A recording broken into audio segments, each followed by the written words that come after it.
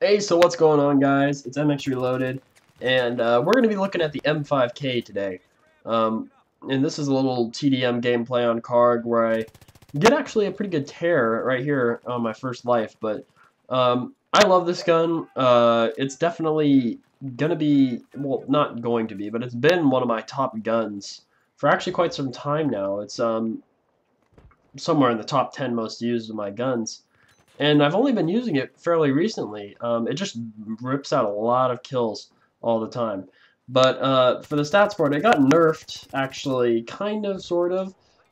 This last patch, its vertical recoil got reduced, but its side-to-side got increased, which is a little bit more one of the things that, you know, they nerf when they are trying to nerf stuff for the purposes of, you know, just making it a little bit harder to use. Vertical recoil is a little bit easier to control.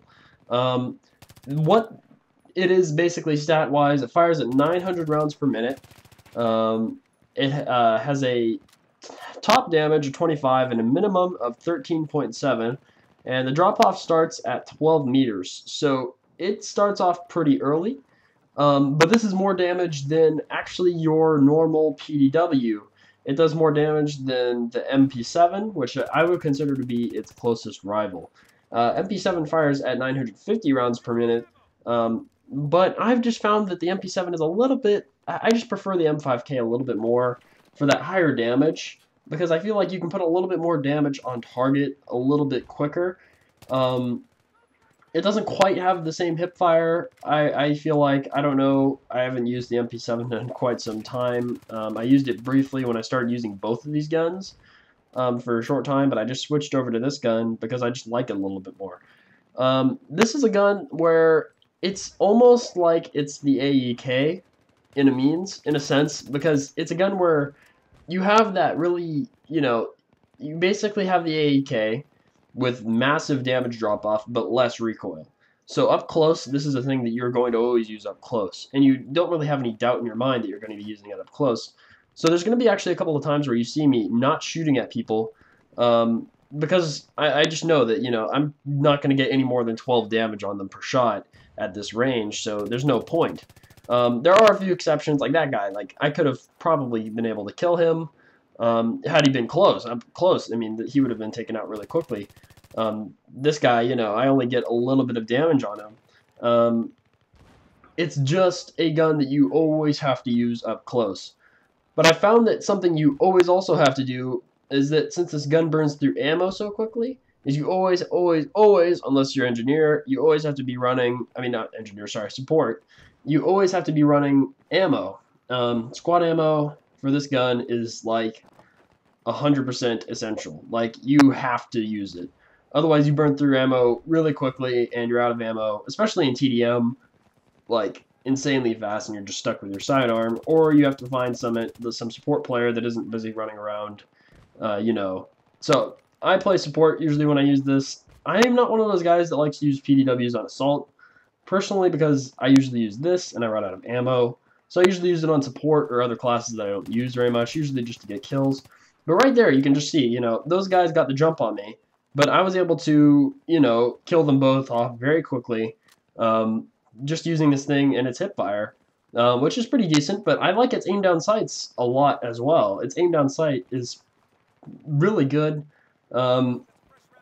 It's got fairly decent reload time, but it's definitely not the MP7 when it comes to, you know, its reload time. The MP7 has one of those crazy, you know, just pop a mag in and you're done. But I really like the gun. I really like using it for, you know, those purposes of just getting in close, killing a lot of guys.